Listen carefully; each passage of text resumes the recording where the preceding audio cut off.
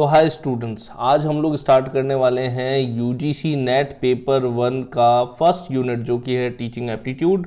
मैं teaching aptitude के 6-7 video डालूंगा जिसके अंदर आपको पूरा का पूरा टीचिंग एप्टीट्यूड कंप्लीट हो जाएगा। उसके बाद एक रिवीजन वीडियो भी आएगा जिसमें कंप्लीट पूरा रिवीजन हो जाएगा। उसके बाद एक PYQ का सीरीज भी आएगा जिसके अंदर 2-4 वीडियो के अंदर हम लोग पूरा PYQ कंप्लीट कर लेंगे। तो मैं ये यूट्यूब पे रेगुलर अब वीडियो डालने वाला हूँ, तो आप लोगों को पसंद आए तो आप लोग शेयर, लाइक एंड कमेंट कीजिएगा। तो चलिए आज हम लोग स्टार्ट करते हैं टीचिंग एप्टीट्यूड से। तो टीचिंग एप्टीट्यूड में हम लोग आज बात करने वाले हैं मीनिंग की, कैरेक्टरिस्टिक्स की, मॉडल ऑफ टीचिंग की, लेवल ऑफ टीचिंग की, टाइप्स ऑफ टीचिंग की, Bloom's taxonomy of educational objects की और मेथड्स ऑफ टीचिंग की। तो आज हम लोग ये सारे टॉपिक जो हैं वो कवर करने वाले हैं। तो इसके अंदर और जो चीज़ें जो अब अपन बात करेंगे वो है ये सारी चीज़ें हैं जिस पर हम लोग बात करेंगे। तो फर्स्ट जो चीज़ है वो है मीनिंग। तो मीनिंग के अंदर हम लोगों को कवर करना है, जैसे कि ये है टीचिंग इज अ, तो यहाँ पर हम लोग मीनिंग बताने वाले हैं कि टीचिंग का मीनिंग क्या होता है। तो उसके अंदर teaching is a skilful and scientific process, मैं हाईलाइट भी कर लेता हूँ साथ के साथ। Teaching is a skilful and scientific process, systematic and organise activity. Teaching क्या है? एक स्किलफुल साइंटिफिक प्रोसेस है, सिस्टमैटिक ऑर्गेनाइज एक्टिविटी है। जैसे कि आप सबको पता ही है कि टीचिंग स्किलफुल होती है, साइंटिफिक प्रोसेस होती है और सिस्टमैटिक होती है और ऑर्गेनाइज एक्टिविटी होती है, क्लासरूम में कंडक्ट की जाती है। आगे देखिए, teaching is both art and science. Teaching दोनों है, आर्ट भी है और साइंस भी है। ये आपको पता है कि डिग्री लेकर के टीचर तो कोई भी बन सकता है, नेट करके टीचर कोई भी बन सकता है, लेकिन वहाँ पढ़ाना, किस तरह से वो पढ़ाता है, किस तरह से वो समझा सकता है, तो वो जो है आर्ट के अंदर काउंट होता है। हर टीचर के पढ़ाने का स्टाइल, पढ़ाने का तरीका जो है वो अलग है। तो टीचिंग आर्ट भी है और साइंस भी है। आगे जो है main objective is to change in behaviour. ये बहुत ही इंपॉर्टेंट है कि इसका मेन ऑब्जेक्टिव जो है वो क्या है? बिहेवियर में चेंज लाना। बिहेवियर में चेंज अगर आप ला पा रहे हो स्टूडेंट का, तो वो क्या है? मेन इसका ऑब्जेक्टिव है। अगर आप बच्चे के बिहेवियर में चेंज नहीं ला रहे तो मतलब आपका टीचिंग सक्सेसफुल नहीं है। ओवरऑल जो पूरी शिक्षा प्रणाली है वो इसी बात पे फोकस है और होनी चाहिए कि बच्चे के बिहेवियर में चेंजेस हम लोग ला सके। चलिए आगे बढ़ते हैं। आगे हम लोग बात करने वाले हैं कैरेक्टरिस्टिक्स ऑफ टीचिंग। तो क्या क्या कैरेक्टरिस्टिक्स होती है टीचिंग में, तो उसके लिए हम लोग बात करेंगे। देखिए, it is an intellectual and systematic activity. ये क्या है? एक इंटेलेक्चुअल एंड सिस्टमैटिक एक्टिविटी है।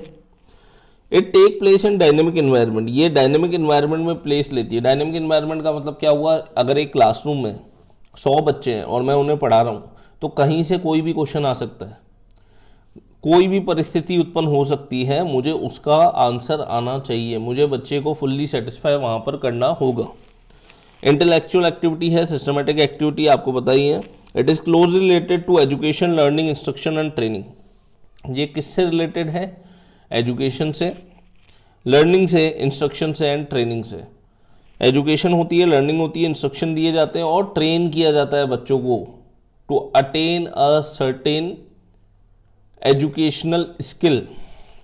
आगे देखिए, टीचिंग इज अ प्रोफेशन। ये क्वेश्चन भी आया था कि टीचिंग क्या है, एक प्रोफेशन है कि नहीं है, ट्रू एंड फॉल्स में आया था। तो teaching is a profession, teaching profession में ही काउंट होती है। उसके बाद अगर अपन बात करें आगे, तो अब अगर अपन बात करें कि characteristics of a good teacher क्या है, अगर एक टीचर के बात की जाए तो टीचर की क्या कुछ ऐसी कैरेक्टरिस्टिक्स है जो कि अच्छी मानी जाती है। तो पहला है सब्जेक्ट नॉलेज। सब्जेक्ट नॉलेज उसका अच्छा होना चाहिए। सेकंड है पैशन, उसके अंदर होना चाहिए, पढ़ाने का पैशन होना चाहिए। एंथुजियाज्म होना चाहिए उसके अंदर, उसको देख करके लोग मोटिवेट हों और काम करें। कम्युनिकेशन स्किल उसका अच्छा होना चाहिए। Teacher should be interactive. Teacher जो है इंटरैक्टिव होना चाहिए, उसको बात करना आना चाहिए। सेंस ऑफ ह्यूमर, ये जो है ये बहुत ही ज़्यादा इंपॉर्टेंट है कि उसमें सेंस ऑफ ह्यूमर भी होना चाहिए। वो अगर बीच बीच में बच्चों को थोड़ा बहुत हंसाएगा या कुछ करेगा तो उनसे इन सब चीज़ों से उसका अटेंशन जो है बच्चे का वो ओवरऑल बढ़ता है। आगे डिसिप्लिन, टीचर एकदम डिसिप्लिन, टाइम पे क्लास पे आना चाहिए, टाइम पे लेक्चर डिलीवर करना चाहिए। जैसे कि मैं अभी आपको प्रॉमिस कर रहा हूँ कि मैं डेली के एक दो वीडियो डालूंगा और डेली वीडियो अपने आते रहेंगे, एक तो मिनिमम वीडियो आएगा लेकिन डेली आते रहेंगे। तो मुझे भी ये प्रूफ करना है कि मैं भी डिसिप्लिन हूँ और मैं भी काम कर रहा हूँ। आगे देखिए, आगे अपन बात करते हैं मॉडल्स या अप्रोचेस ऑफ टीचिंग की। तो models and approaches of teaching में क्या आता है, there are two types of approaches for teaching. दो तरह के अप्रोचेस हैं। पहला है teacher centred approach, teacher centred approach, और सेकंड है स्टूडेंट सेंट्रिक अप्रोच। दो तरह की अप्रोचेस होती हैं, एक टीचर सेंट्रिक और एक स्टूडेंट सेंट्रिक। तो पहले अपन टीचर सेंट्रिक समझ लेते हैं। तो टीचर सेंट्रिक अप्रोच का मतलब क्या होता है, based on MLT, memory level teaching. Teacher centric approach में टीचर प्राइमरी होता है, स्टूडेंट सेकेंडरी होता है। मतलब क्या है इसका, कि टीचर इंस्ट्रक्शन देगा, आपको ये करना है, वो पढ़ाएगा, वो बताएगा, जो वो पढ़ा रहा है वो बता रहा है, वो जो कह रहा है करने को, वो सब चीज़ें अपन को करनी है। और यहाँ पर सिर्फ बच्चों को रट्टा लगवाया जाता है। जैसे कि स्कूल एजुकेशन तक हम लोग देखें, अगर 10th क्लास 11th क्लास तक 12th क्लास तक बात करें तो ओवरऑल यही चलता है। लेकिन 10th 8th 9th तक फिर क्या होता है, अंडरस्टैंडिंग लेवल भी थोड़ा थोड़ा आने लगता है कि हम लोग उसको समझाने भी लगते हैं। लेकिन प्री प्राइमरी एजुकेशन अगर अपन देखें, बिल्कुल नर्सरी, एलकेजी, यूकेजी, वैसे तो देखिए सब में ही एमएलटी तो है कहीं ना कहीं, लेकिन अगर फिर भी बात की जाए कि प्योर एमएलटी कहाँ पर है, तो प्योर एमएलटी जो होती है वो प्री प्राइमरी एजुकेशन में होती है। मैं लिख भी देता हूँ यहाँ पे, ये कहाँ पर होती है, प्री प्राइमरी एजुकेशन जो है उसके अंदर यूज होती है, सबसे ज़्यादा यहाँ पे यूज होती है। कहाँ पर, प्री प्राइमरी एजुकेशन के अंदर। चलिए आगे बात करते हैं अपन। तो आगे देखिए, ये फॉर्मल टीचिंग होती है। आगे इसमें बताएगी ये क्या है, ये फॉर्मल टीचिंग है। फॉर्मल टीचिंग होती है। फॉर्मल टीचिंग मतलब क्या होता है कि हम लोग क्लासरूम में गए, स्कूल में गए, कॉलेज में गए, वहाँ पर हमने क्लास ली, वहाँ पढ़ाया, तो वो फॉर्मल टीचिंग है। मेथड्स यूज्ड आर, यहाँ पर कौन से मेथड्स को यूज़ किया जाता है, तो लेक्चर मेथड यूज़ होते हैं। लेक्चर मेथड मतलब क्या है, अभी मैं मेथड्स ऑफ टीचिंग बताऊंगा तो वहाँ पर आ जाएगा। तो लेक्चर मेथड होता है, स्टोरी टेलिंग होता है, डेमोन्स्ट्रेशन होता है, टीम टीचिंग होता है और डिडक्टिव टीचिंग होता है। ये सारे मेथड्स अभी हम लोग आगे पढ़ने वाले हैं कि ये क्या होते हैं। तो अभी के लिए एमएलटी लेवल पर अगर क्वेश्चन आए कि एमएलटी लेवल पर कौन से टीचिंग मेथड्स यूज़ किए जाते हैं, तो वो है lecture method, story telling, demonstration, team teaching and deductive teaching method. तो ये आपको ध्यान में रखने हैं। आगे चलिए, आगे बढ़ते हैं अपन। आगे है अपना स्टूडेंट सेंट्रिक अप्रोच।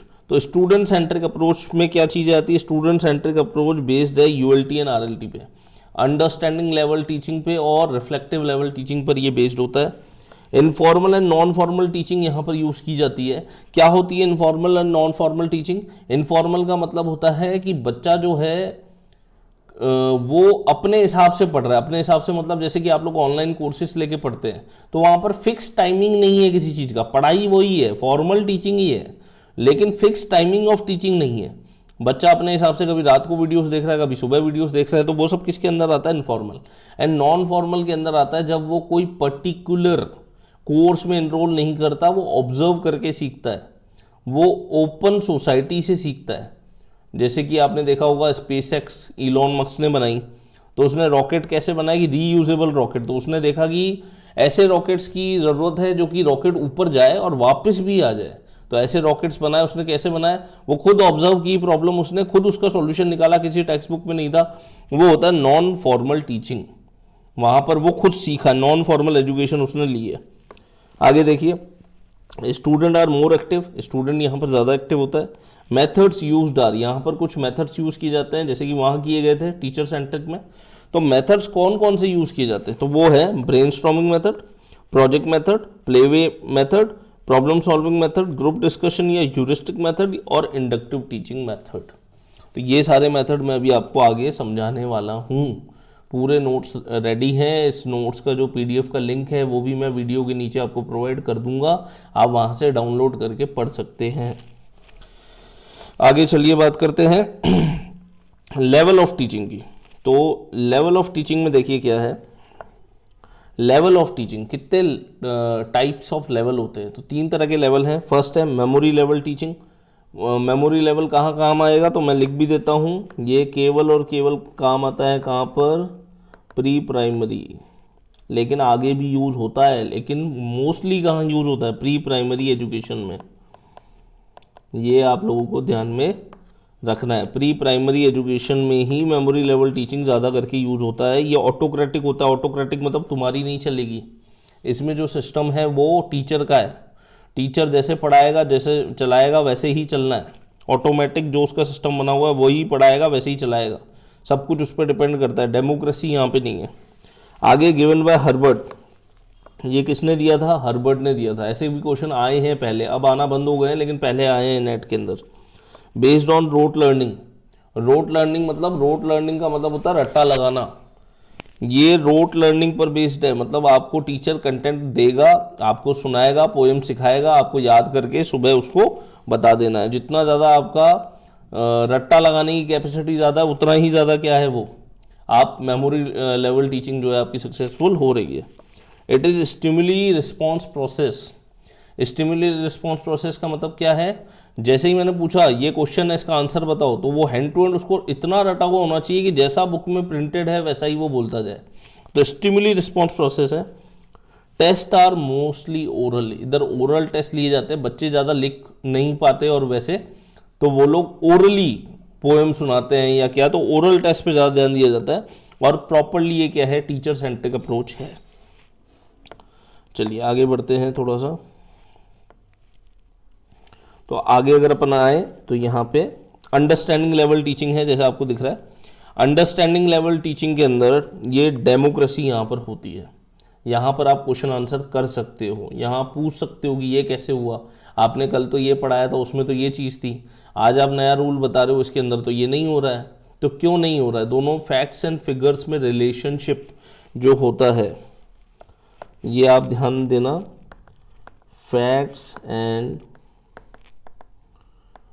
फिगर्स में क्या देखते हैं यहाँ पे, रिलेशनशिप जो होता है ये आया भी हुआ है। फैक्ट्स एंड फिगर्स में जब रिलेशनशिप को देखा जाता है वो किसके अंदर आता है, अंडरस्टैंडिंग लेवल टीचिंग के अंदर। ये किसने दिया था, ये दिया था मॉरिसन ने, गिवन बाय मॉरिसन, याद रखना है अपन को। Not only remembering but also understanding, ये यहाँ सिर्फ याद नहीं किया जाता, याद तो किया ही जाता है, उसके साथ साथ समझा भी जाता है कि वो क्यों ऐसा हो रहा है।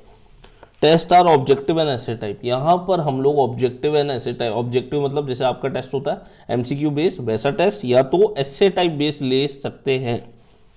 आगे ये स्टूडेंट सेंट्रिक अप्रोच है, यहाँ पर स्टूडेंट को सुना जाता है, समझा जाता है, सुना जाता है। आगे देखिए रिफ्लेक्टिव लेवल टीचिंग, तो रिफ्लेक्टिव लेवल टीचिंग के अंदर क्या चीज़ें आती है, देखिए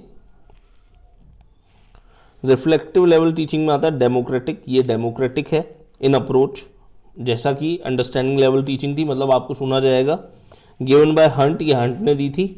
अच्छा दोनों में फ़र्क क्या है, मोस्टली अगर आप देखोगे ज़्यादा फर्क नहीं है, फ़र्क ये है, अब देखिए इस लाइन में फ़र्क है, teacher give environment and student learn in that environment, मतलब टीचर जो है वो एक एनवायरनमेंट प्रोवाइड करता है और स्टूडेंट जो है उस एनवायरनमेंट में सीखता है। इसका मतलब क्या है कि जैसे कि आपने देखा होगा लोग पीएचडी करते हैं, पीएचडी के अंदर टॉपिक भी जो स्टूडेंट है खुद डिसाइड करता है, गाइड सिर्फ उसको हल्का फुल्का गाइड करता है, तभी उसे गाइड बोला जाता है कि आपका ये ब्रॉड एरिया है। आप जैसे कि मैं फाइनेंस के गाइड को ढूंढूंगा तो फाइनेंस के गाइड वाला क्या बोलेगा, म्यूचुअल फंड में कर लो, म्यूचुअल फंड के अंदर कर सकते हो, फिनटेक के अंदर कर सकते हो, तो ऐसी कुछ जो टॉपिक्स है वो अपन को देगा ब्रॉड टॉपिक। फिर वो कहेगा कि म्यूचुअल फंड में जैसे कि ELSS होते हैं, इक्विटी लिंक सेविंग स्कीम्स होती हैं, तो उन पर चले जाओ, तो उनकी कोई आप वहाँ से डेटा निकालो, और वहाँ से जब वो डेटा निकालेगा तो गाइड उसके साथ बैठेगा, फिर उसको बताएगा कि हाँ ये टॉपिक बन सकते हैं। मतलब काम आप ही कर रहे हो, वो बस आपको थोड़ा बहुत गाइड कर रहा है। मतलब teacher gives you that environment and student learns in that environment, that is called reflective level teaching. आगे test are only essay type, test कैसे होते हैं यहाँ पे, ओनली एसे टाइप टेस्ट होते हैं। आगे स्टूडेंट सेंट्रिक अप्रोच है ये, यहाँ पर स्टूडेंट की ही चलती है, स्टूडेंट को ही सुना जाता है, स्टूडेंट की प्रॉब्लम को समझा जाता है और उसे सॉल्व किया जाता है। आगे देखिए टाइप्स ऑफ टीचिंग, तो कितने टाइप की टीचिंग होती है उस पर बात करते हैं। आई होप यहाँ तक समझ में आ गया होगा। कोई प्रॉब्लम हो तो आप कमेंट कर लीजिएगा, वहाँ पे पता मैं आपको रिप्लाई कर दूंगा। टाइप्स ऑफ टीचिंग के अंदर है ऑटोक्रेटिक। ऑटोक्रेटिक में बेस्ड ऑन MLT, ये मेमोरी लेवल टीचिंग पे बेस्ड है। Your teacher decide everything, what to study, how to study and when to study. What to study, how to study, when to study, सब कुछ कौन decide करता है? Teacher decide करता है। ऑटोक्रेटिक से मेरी चलेगी। जैसे कि आपने देखा होगा साउथ कोरिया, साउथ कोरिया में क्या है, किम जोंग उन है, उसकी ही चलती है, वो ही चलेगी, बस उसी की चलेगी और किसी की चलेगी नहीं। It is rigid in nature, ये नेचर में क्या है? रिजिड है। रिजिड मतलब फिक्स है, ये चेंज नहीं होता, ये स्थिर रहता है। आगे डेमोक्रेटिक। डेमोक्रेटिक टीचिंग क्या है? डेमोक्रेटिक में both teacher and student are active, student teacher दोनों ही एक्टिव है। Student are free to express ideas, student जो है वो फ्री है किस चीज़ के लिए? एक्सप्रेस करने के लिए, क्या? आइडियाज़ को। Based on ULT and RLT, understanding level teaching पे और रिफ्लेक्टिव लेवल टीचिंग पर ये बेस्ड होता है, जैसे कि हमने पहले भी पढ़ा है। और ऑटोक्रेटिक जो है वो किस पे बेस्ड होता है? MLT पर बेस्ड होता है। ठीक है, आगे अपन बात करते हैं लेजिस्फेयर की। लेजिस्फेयर क्या है? ओनली स्टूडेंट एक्टिव, यहाँ सिर्फ और सिर्फ स्टूडेंट एक्टिव होता है। वो सेल्फ स्टडी मेथड है, मतलब आपको UGC नेट का एग्ज़ाम देना है, आपने फॉर्म भरा, आप मार्केट में गए, आपने 2 किताबें निकाली, एक पेपर 1 की, एक आपका जो सेकंड पेपर है उसकी, दोनों की किताबें उठाई, अपने आप पढ़ा, प्रीवियस ईयर क्वेश्चन देखे और आपने सीधा जाके पेपर दिया, एग्ज़ाम दिया, तो वो किसके अंदर आता है? लेजिस्फेयर के अंदर। हाँ, ये बात और है, फिर होता नहीं है, फिर रोते रहते हैं बच्चे, फिर हमारे पास आते हैं। फिर learning by doing. Learning by doing, यहाँ पे मैं आपको ये भी बता दूँ, अगर नेट की बात अपन ने निकाली है तो मेन चीज़ नेट के अंदर मुझे ये लगती है कि अगर आप लोग किताबें उठा के पढ़ने लग जाओगे ना तो भी पास नहीं होगे, आप किसी के नोट्स लेके पढ़ने लग जाओगे तो भी पास नहीं होगे। यहाँ पे बात आती है कि अब जैसे आप ये नोट्स देख रहे हो, ये नोट्स कहाँ हैं? ये तो पॉइंटर्स हैं, मैं आपको पॉइंट बाय पॉइंट बता रहा हूँ। अगर आप हैवी थिक नोट्स पढ़ने लग जाओगे ना तो आपका UGC नेट एग्जामिनेशन नहीं निकलेगा। ये मेरा एक्सपीरियंस है, मैंने खुद ने JRF क्लियर किया है, नेट क्लियर किया है, मुझे पता है, नहीं निकलेगा उसमें। तो यहाँ पर आपको ध्यान ये रखना है कि आपको नेट के अंदर आपको ध्यान ये रखना है कि आपको कोशिश करनी है कि एक गाइड अच्छा मिले, एक टीचर अच्छा मिले जो आपको अच्छी तरह गाइड कर पाए, जिसका खुद का JRF और नेट निकला हो। उस अकॉर्डिंगली जब आप पढ़ोगे ना तभी आप क्लियर कर पाओगे। अदरवाइज बहुत सारे लोग हैं, मेरे नोन में भी हैं, जो कि बहुत सालों से दे रहे हैं एग्ज़ाम एक्चुअली, और ये बहुत बड़ी प्रॉब्लम है और वो नहीं निकाल पा रहे। तो अगर आप लोग अभी, जैसे मैं YouTube पे अभी पूरा डालने वाला हूँ कंटेंट, आपको कोर्स भी खरीदना हो तो हमें इंक्वायरी कर सकते हैं, मेरा नंबर आपको डिस्क्रिप्शन में दिख जाएगा, वहाँ से आप इंक्वायरी कर सकते हैं। तो अगर आप लेजिस्फेयर की बात करें तो ओनली स्टूडेंट आर एक्टिव, यहाँ पर स्टूडेंट क्या रहते हैं? एक्टिव रहते हैं। और सेल्फ स्टडी मेथड होता है, खुद से सीखते हैं। और लर्निंग बाय डूइंग, खुद सीखेंगे, खुद करेंगे। आगे है डिस्क्रिप्टिव टीचिंग। डिस्क्रिप्टिव टीचिंग क्या है? सिंपली डिस्क्राइबिंग द टॉपिक, सिर्फ डिस्क्राइब कर दिया टॉपिक, समझ में आया नहीं आया, पल्ले पड़ा नहीं पड़ा, ठीक है, हमारा काम था पढ़ाना और चले जाना। वो इंग्लिश के टीचर आते थे ना स्कूल में, आते थे कुछ ना कुछ वो पढ़ के अपना लाइनें पढ़ के चल जाते थे, किसी को इंग्लिश समझ में नहीं आई, सब वही मारवाड़ी बोल रहे हैं। आगे देखिए, consider the whole class as one and all student alike. पूरी क्लास को एक जैसा मानना और अलाइक मानना, मतलब ये नहीं देखना कि ये स्टूडेंट वीक है, इस पे मेरे को थोड़ा ज़्यादा ध्यान देना चाहिए। वो ज़्यादा ध्यान देने वाला कॉन्सेप्ट डिस्क्रिप्टिव टीचिंग में नहीं आता है, तभी ये इतना ज़्यादा लोग फॉलो भी नहीं करते। जो अच्छे टीचर्स हैं, जो अच्छे टीचर्स नहीं हैं, जो पैशन से नहीं पढ़ाते, वो फिर इसी को फॉलो करते हैं। आगे देखिए, डायग्नोस्टिक टीचिंग। डायग्नोस्टिक का मतलब है कि आप अगर कोई चीज़, किसी बच्चे को मैथ का क्वेश्चन मैंने समझाया, उसको समझ में नहीं आया, इसका मतलब क्या है? इसका मतलब है, हो सकता है कि उस बच्चे के प्रायर नॉलेज में कोई दिक्कत हो। प्रायर नॉलेज में कोई दिक्कत मतलब, जैसे मान लीजिए मैं बोल रहा हूँ एलिफेंट, बच्चे को बोल रहा हूँ एलिफेंट लिख, तो अब वो एलिफेंट लिख ही नहीं पा रहा। क्यों? क्योंकि उसको ABCD ही नहीं आती। जब उसको ABCD ही नहीं आती, एलिफेंट कैसे लिख लेगा वो? तो मेरे को पहले टेस्ट करना पड़ेगा, उसकी इन्फॉर्मेशन निकालनी पड़ेगी, डायग्नोस करना पड़ेगा कि उसको ABCD आती है क्या। जो बेस उसका चाहिए, किसी चीज़ को भी समझने के लिए बेस चाहिए होता है, वो बेस अगर उसके पास है तो ही तो वो कर पाएगा। नहीं तो कैसे कर पाएगा। आगे देखिए, finding the cause of the student why he she can't understand और grasp something. Here prior knowledge of the student is used और वेरीफाइड। यहाँ पर प्रायर नॉलेज स्टूडेंट की क्या की जाती है, यूज़ की जाती है और वेरीफाई की जाती है। वेरीफाई की जाती है मतलब टेस्ट की जाती है कि कितना उसको आता है, फिर टेस्ट करके उसको सजेशन दिए जाते हैं, बेटा इसको ऐसे करते हैं। तो यानी मैं प्रायर नॉलेज को देखते हुए उसको पहले पुराना वाला हिसाब किताब सिखाऊंगा, बाद में जो करंटली सिखा रहा हूँ वो सिखाऊंगा, और ये बहुत ही हेल्पफुल है और ये एक्चुअली में काम करती है। आगे रेमेडियल टीचिंग, तो रेमेडियल में क्या है, ऑल्सो कॉल्ड प्रिस्क्रिप्टिव। मतलब कि जैसे मान लीजिए कोई व्यक्ति बहुत ड्रिंक करता है, तो अपन को उसकी चाल डाल में उसका वेट कम होने लगेगा, उसकी आंखों के नीचे अपन को एक पता पड़ जाएगा कि इसको लिवर सिरोसिस होने वाला है। तो कैसे पता पड़ जाता है लिवर सिरोसिस होने वाला है, मतलब उसको देख करके, उसके सिम्टम को देख करके हमें पता लग जाता है कि इसमें ये प्रॉब्लम आने वाली है। वैसे ही यहाँ पर हम लोग पहले से ही बच्चे को चेता देते हैं कि आपके इतने नंबर आ रहे हैं हाफ ईयरली में, आप इसको ऐसे ऐसे ऐसे ऐसे इम्प्रूव कर लो, आपकी अकाउंटेंसी वीक है, आप उस चीज़ को इम्प्रूव करो, अगर यहाँ इम्प्रूव कर लिया तो फाइनल में अच्छे नंबर आ जाएंगे। तो वही रेमेडियल है और इसे प्रिस्क्रिप्टिव या सजेस्टिव टीचिंग भी बोला जाता है।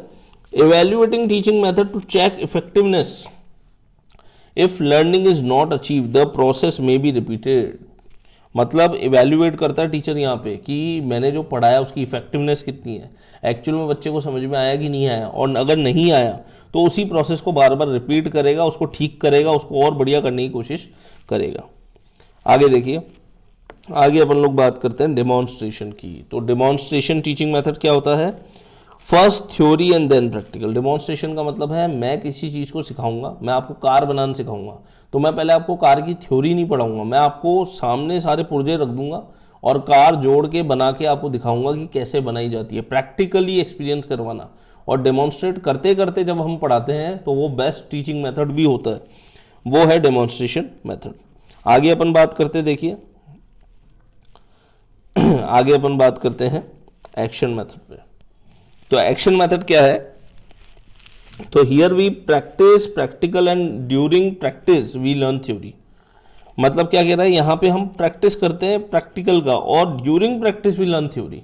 मतलब वही बात हो गई, डेमोन्स्ट्रेशन की तरह ही है, ये एक उसी का पार्ट है। मान लीजिए एक्शन मेथड भी, कि आपने कार बनाना बच्चे को सिखाया, उसी के साथ साथ जब आपने उसको थ्योरी सिखाई तो वो क्या है, एक्शन मेथड है। जैसे कि आपने देखा होगा ये सबसे ज़्यादा कहाँ यूज़ होते होंगे, डेमोन्स्ट्रेशन एक्शन मेथड आपके यूज़ होते हैं कहाँ पर, जब आप MBBS की प्रैक्टिस करने जाते हैं तब, क्योंकि आप थ्योरी तो पढ़ के आ चुके हो, उसके बाद जो मेन काम आपको करना है थ्योरी में, आपको सही बात बताऊँ, मेडिकल स्टूडेंट की थ्योरी सब वाइप्ड आउट हो जाती है। कुछ लेवल ऑफ थ्योरी ही आपको याद रहेगी, सारी याद नहीं रहेगी। लेकिन उसके बाद आप क्या करते हैं, उसके बाद आप ऑपरेशन के टाइम पे कैसे करते हैं, तो वो इम्पॉर्टेंट है। तो ऑपरेशन करके आपके सीनियर्स आपको दिखाते हैं, आपको ऑपरेशन थिएटर में खड़ा रखते हैं, ठीक है। आगे बात करते हैं फॉर्मल मेथड पे। तो क्लासरूम ऑफलाइन टीचिंग है, क्लासरूम टीचिंग है, ऑफलाइन टीचिंग है, based on curriculum pre decided teaching process है। ये क्लासरूम ऑफलाइन टीचिंग है, ये ऑफलाइन टीचिंग होती है, करिकुलम पे बेस्ड होती है, प्री डिसाइडेड टीचिंग प्रोसेस है, पहले से ही डिसाइड होती है। फॉर्मल मेथड ऑफ टीचिंग आपको पता ही है, क्लासरूम में घुसे, बच्चे बैठे हैं, उनको पढ़ाया, उनको बोला कि शांत रहो, सुनो, देखो, पढ़ो, बस वही चलता है जो बेसिक अपना स्कूल्स में चलता है, फॉर्मल लेवल ऑफ टीचिंग ही है। आगे देखिए इनफॉर्मल मेथड। तो इनफॉर्मल मेथड क्या है, learning by nature, environment, stranger, friend, no syllabus, self evaluation. मतलब किसी से नहीं सीखना, स्ट्रेंजर, फ्रेंड वगैरह किसी से भी सीख लिया, अपने कोई फॉर्मल टीचर से नहीं सीखना, कोई इन्वायरमेंट किसी चीज़ में अपन ने सीख लिया, बाहर गए कुछ देखा, उससे वहाँ से कोई आइडिया आ गया, वहाँ से सीख लिया, नेचर से कुछ सीख लिया। जैसे कि आपने देखा होगा कई सारे जो एयर जेट्स बनते हैं वो कुछ बर्ड्स को या कुछ ईगल वगैरह की कैटेगरी में, ओल वगैरह की कैटेगरी में उन्होंने देखा है कि उनकी शेप, एरोडायनेमिक्स कैसे हैं, और वैसा ही शेप दिया उस एयरक्राफ्ट को, ठीक है। तो ऐसे करके सीख सकते हो। यहाँ कोई सिलेबस नहीं होता, सेल्फ इवैल्यूएशन होता है। उसके बाद देखिए नॉन फॉर्मल टीचिंग क्या होती है। तो नॉन फॉर्मल टीचिंग में आता है combination of formal and informal teaching, example online education, satellite education, स्वयं प्रभा एंड मूव्स। आपको पता होगा गवर्नमेंट के कुछ ऑनलाइन कोर्सेज चलते हैं जहाँ IIT IIMs के प्रोफेसर्स आगे पढ़ाते हैं, 4 घंटे ये चलता है, उसके बाद ये 5-6 बार रिपीट होता है, 5 बार रिपीट होता है, तो ऐसे करके 24 घंटे बन जाते हैं। तो a combination of formal and informal, यहाँ पे फॉर्मल टीचिंग भी है और non formal teaching, informal teaching भी है, दोनों ही जब होती है तो उसे क्या बोलते हैं, नॉन फॉर्मल टीचिंग। चलिए आगे बढ़ते हैं। कुछ समझ ना आए आपको तो आप लोग कमेंट कीजिएगा, मैं आपको रिप्लाई दे दूंगा। माइक्रो टीचिंग मेथड देखिए क्या होते हैं। माइक्रो टीचिंग मेथड में क्या है, the teacher is given real classroom and actual student to learn teaching in an actual environment with the scale down time and size of the class. मतलब कहाँ पर माइक्रो टीचिंग कहाँ use की जाती होगी, आपको समझ में आ जाएगा। Example mostly use in BEd. BEd में क्या होता है, आपको टीचिंग सिखाई जाती है, टीचर ही तो बन रहे हो, टीचर बनने के लिए आप बैचलर्स इन एजुकेशन करते हो, तो उसके अंदर आप लोग क्या करते हैं, आप लोग आपने पढ़ाई कर ली, एंड में क्या होता है, आपके प्रैक्टिकल्स होते हैं। प्रैक्टिकल्स क्या होते हैं, आपको क्लास में जाना है, जा करके पढ़ाना है, पढ़ा करके उससे आपको मार्क्स मिलेंगे, वहाँ से आपका असेसमेंट एवेल्यूएशन होगा और वहाँ आपको फीडबैक दिए जाएंगे कैसे आप खुद को इम्प्रूव कर सकते हो। आगे देखिए स्टेप्स ऑफ माइक्रो टीचिंग क्या है। तो स्टेप्स ऑफ माइक्रो टीचिंग में plan, teach, observe, reflect. Plan करना होता है, ये ऐसे चलता है ऊपर से नीचे, plan, teach, observe and reflect. तो पहले प्लानिंग करिए, पढ़ाइए, उसके बाद ऑब्जर्व करिए क्या प्रॉब्लम आ रही है, देन उसको रिफ्लेक्ट करिए, उसको ठीक करके लाइए और इसी को रिपीट कीजिए। देन रिवर्स, ये लिखा हुआ है देन रिवर्स, उसी चीज़ को रिपीट कीजिए, इसी प्रोसेस को बार बार दोहराइए। आगे देखिए हम लोग जो पढ़ने वाले हैं अब, वो है बहुत ही इंपॉर्टेंट है ये, और इससे क्वेश्चन भी आते हैं। ये है अपना Bloom's taxonomy of educational objectives. Bloom's taxonomy of educational objective. तो एक आदमी था, एक व्यक्ति था, बेंजियम ब्लूम। ये प्रैक्टिकली मैं आपको बताऊं, एक सेकंड, कैसे बंद हो गया ये, बस एक सेकंड। हाँ, Bloom's taxonomy of educational objective की बात कर रहे हैं अपन। देखिए तो एक आदमी था जिसका नाम था बेंजियम ब्लूम। उसने ये एजुकेशनल ऑब्जेक्टिव्स को अटेंड करने के लिए एक टैक्सोनॉमी दी, एक फ्रेमवर्क दिया कि आप ऐसे अपने एजुकेशनल ऑब्जेक्टिव को अटेंड कर सकते हो to get the maximum results. और रिजल्ट क्या चाहिए, रिजल्ट चाहिए टू चेंज इन बिहेवियर, बस यही चाहिए। एजुकेशन का प्राइमरी पर्पस यही है कि बच्चे के बिहेवियर में चेंज आए, वो आतंकवादी ना बन जाए, उसका वो सभ्य व्यक्ति हो, तरीके से सोसाइटी में रहता हो, सबकी कदर करता हो, सबकी रिस्पेक्ट करता हो, पैसे कमा करके ईमानदारी से टैक्स भरे, एक ईमानदार सिटीजन हो। ये सब चीज़ें जो हैं वो क्या है, एजुकेशन के अंदर काउंट करते हैं, यानी यही हमारा मेन ऑब्जेक्टिव है। आगे देखिए ब्लूम्स टैक्सोनॉमी में ब्लूम ने 3 फ्रेमवर्क दिए हैं। एक है कोग्निटिव डोमेन, एक है अफेक्टिव डोमेन, एक है साइकोमोटर डोमेन। तो कोग्निटिव डोमेन के अंदर देखिए क्या चीज़ें आती हैं। तो कोग्निटिव डोमेन में देखिए क्या आता है। कोग्निटिव डोमेन में आता है development of intellectual capabilities. Cognitive domain function at 6 level. Cognitive का मतलब है दिमाग से, कोग्निटिव मतलब इंटेलेक्चुअल कैपेबिलिटीज को हम बच्चे की कैसे बढ़ाएंगे। तो उसके लिए ब्लूम ने 6 चीज़ें बताई। उसके लिए मैं आपको बताता हूँ, ये देखिए KCAASE, मार्क नहीं ऊपर रही है,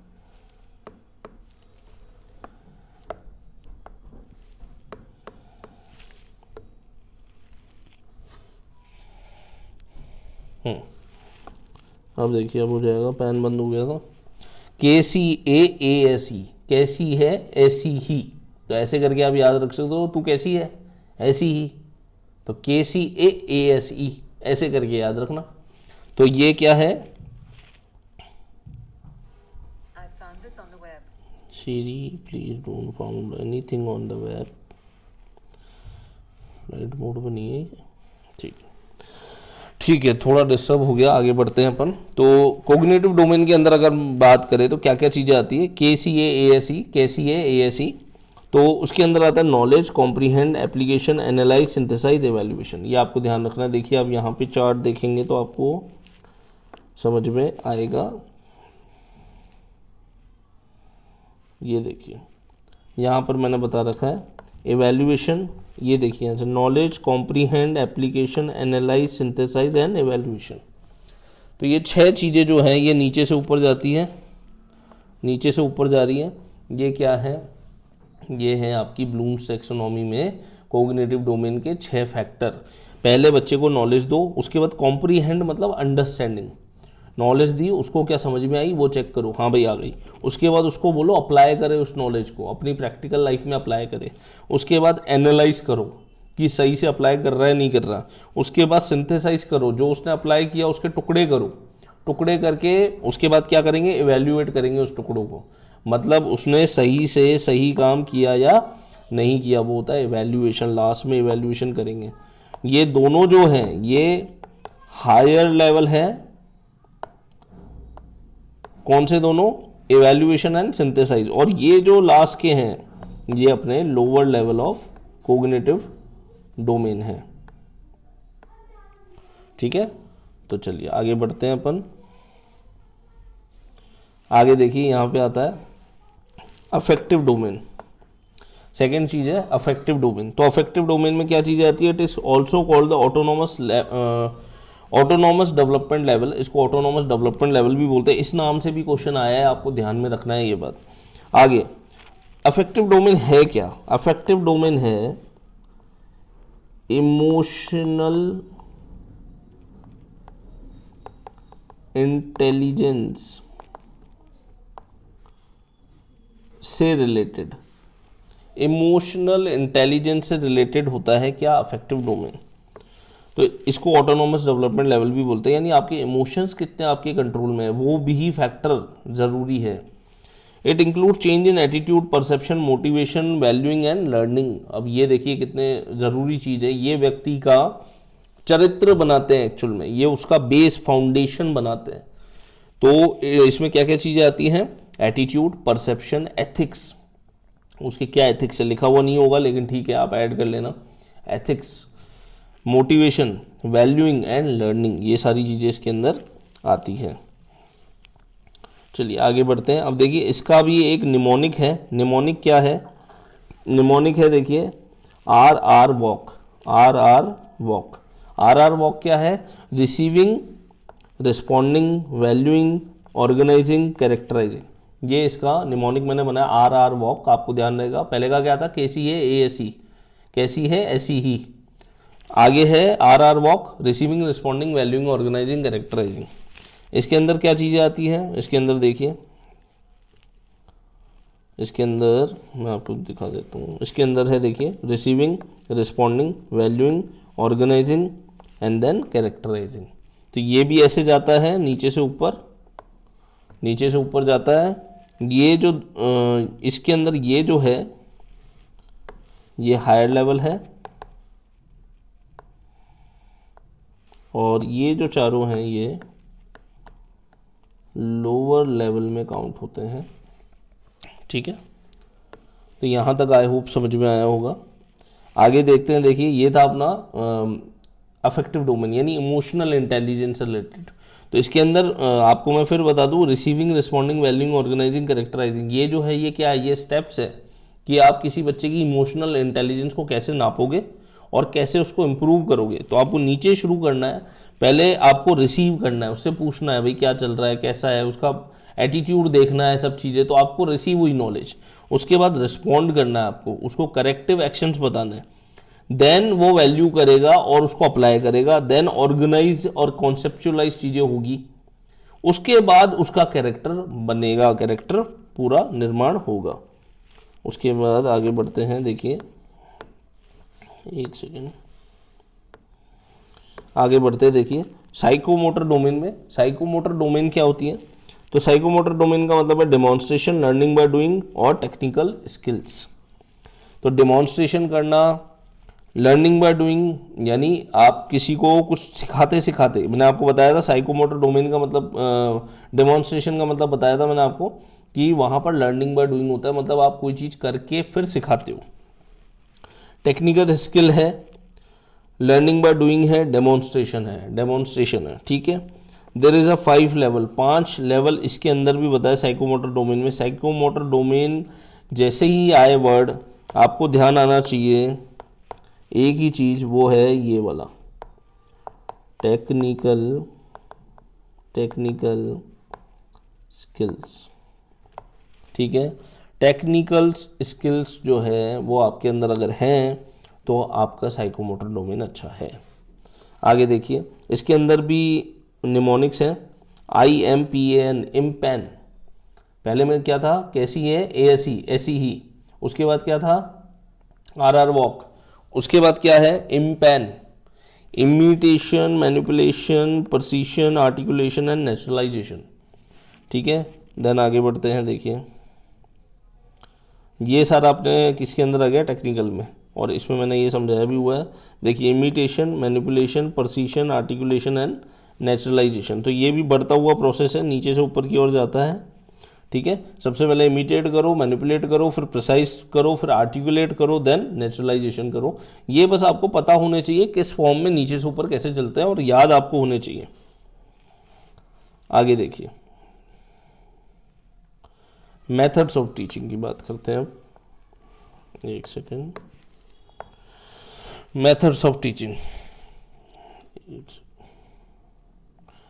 तो एक सेकेंड, आज हम कितना पढ़ने वाले थे, ओके मेथड्स ऑफ टीचिंग पढ़ेंगे, इसमें तो पढ़ लेते हैं methods of teaching. Methods of teaching, ठीक है। तो मेथड्स ऑफ टीचिंग के अंदर पहला मेथड जो हमारा आता है वो क्या है, लेक्चर मेथड। तो लेक्चर मेथड के अंदर क्या चीज़ें आएंगी, लेक्चर मेथड में आएगा use when large audience and scarce teaching resources are there. जब लार्ज ऑडियंस हो और स्केयर टीचिंग रिसोर्सेज हो, तब हम लोग क्या करते हैं, लेक्चर मेथड को यूज़ करते हैं। मतलब एक बंदा आएगा, आपके 500 बच्चे बैठे हुए हैं, वो स्टेज पे चढ़ेगा और आकर के आपको क्या देगा, लेक्चर देगा, तो वो किसके अंदर आता है, लेक्चर मेथड के अंदर आता है। उसके बाद no discussion, no doubt, no suggestion are allowed. अगर एक टीचर 500 की क्लास में या 200 बच्चों की क्लास में 20 बच्चों के भी क्वेश्चन ले लेगा ना, उसकी आधी क्लास खराब हो जाएगी। तो यहाँ पर केवल यही होता है कि वो आएगा, कोई डिस्कशन, कोई डाउट वाउट कुछ नहीं, सीधा आएगा, पढ़ाता रहेगा, आप कुछ पूछोगे वो कहेगा बाद में पूछ लेना, अभी मैं पढ़ा रहा हूँ, बाद में देखते हैं। तो वो no discussion, no doubt, no suggestion are allowed, ये लेक्चर मेथड है। आगे लेक्चर कम डेमोन्स्ट्रेशन मेथड, ऐसा मेथड जिसमें लेक्चर के साथ साथ क्या क्या हो, डेमोन्स्ट्रेट भी करता जाए, वो डेमोन्स्ट्रेट करके बताता जाए। Here teacher demonstrate things during lecture, demonstrate भी करता है वो, ये अच्छा मेथड है वैसे। आगे बढ़ते हैं, देखिए ह्यूरिस्टिक और एक्सप्लोरेटरी मेथड, ह्यूरिस्टिक भी बोलते हैं और एक्सप्लोरेटरी भी बोलते हैं। गिवन बाय आर्मस्ट्रॉन्ग, किसने दिया था, आर्मस्ट्रॉन्ग ने दिया था। Here student find out answer to his problem without teacher's help. यहाँ पे स्टूडेंट क्या करता है, फाइंड आउट करता है क्या, आंसर किसका, इसकी अपनी प्रॉब्लम का, without teacher help. Teacher help नहीं करता, टीचर क्या कहता है, बच्चा टीचर के पास प्रॉब्लम लेके आता है, टीचर बोलता है कि आप ढूंढो ना, आप इसमें पता करो ना। ये मोस्टली IIT IIMs में ब्रेनस्टॉर्मिंग जो करते हैं ना टीचर्स, वहाँ पर काम आता है। वो छोड़ते हैं बच्चे को, थोड़ा टाइम स्पेस देते हैं कि तू तेरे हिसाब से ढूंढ। वो ढूंढता है, जो फाइनल आंसर दे देता है ना कि भाई मेरे हिसाब से हो गया, मैंने डन हो गया, मेरे को ये पता है, ये पता चला है, फिर टीचर वहाँ पर उसको या तो शाबाशी देता है अगर करेक्ट हुआ तो, नहीं तो उसको करेक्ट करता है कि यहाँ पर ये प्रॉब्लम आप कर रहे हो। आगे देखिए, student become discoverer of knowledge. Student क्या होता है, डिस्कवरर बन जाता है, किसका, नॉलेज का डिस्कवरर। वो ढूंढने लगता है नॉलेज, वो नई नई चीज़ें निकालता है। आगे देखिए, डिस्कवरी मेथड इसी का पार्ट है ये भी। Founded by J.S. Bruner, learner uses his own past experience and knowledge to discover the fact and relationship. आपने देखा होगा कई सारे बिजनेस ओनर है, कोई आइडिया उनको आता है, जैसे कि अनुपम मित्तल करके हैं शादी.com के फाउंडर। उन्होंने कहा था, मेरे लिए एक पंडित जी आए थे, उन्होंने लड़की दिखाने लगे, तो मुझे लगा कि यार ये तो कोई 20 लड़कियों के फ़ोटो दिखा रहे हैं, मुझे तो और ज़्यादा देखनी है, मुझे और ज़्यादा में से, मुझे तो करोड़ों में से एक सेलेक्ट करनी है। तो वो कैसे सेलेक्ट करेंगे, तो उनके अपने खुद के पास्ट एक्सपीरियंस से उनको बाद में जाकर के एक आइडिया आया कि चलो शादी.com चालू करते हैं, और वहाँ पर उन्होंने स्टार्ट किया और आज बहुत ही सक्सेसफुल है। आगे देखिए, अपन इसमें बात करते हैं, एक सेकंड, ये बंद हो रहा है, इससे डिस्टर्ब मत होना, ये बंद हो भी रहा है तो कोई बात नहीं, अपन वापस चालू कर देंगे, आगे से इसका ध्यान देंगे। चलिए आगे देखिए, project strategy method propounded by Kilpatrick. Kilpatrick ने इसको प्रोपाउंड किया था। प्रोजेक्ट स्ट्रेटजी मेथड में क्या बोला, problem given and practical solution taken out by the learners. मतलब क्या है, आपको पता ही है क्या होता है प्रोजेक्ट। आपको प्रोजेक्ट मिलते थे स्कूल्स के अंदर, वो छोटे लेवल पे होते थे, थोड़े बड़े लेवल पे हो गए। आप पीएचडी में क्या कर रहे हो, पीएचडी में आप प्रोजेक्ट ही तो कर रहे हो और क्या कर रहे हो, एक प्रॉब्लम है उसका सॉल्यूशन निकालते जा रहे हो। आपको गाइड, हाँ, जब भी गाइड से मिलने जाओगे वो सॉल्यूशन देता कहाँ है, वो प्रॉब्लम ही देगा आपको उसका सॉल्यूशन ढूंढ करके निकालना है। Problem solving method given by हेमन कैरसी, लर्निंग बाय डूइंग, वही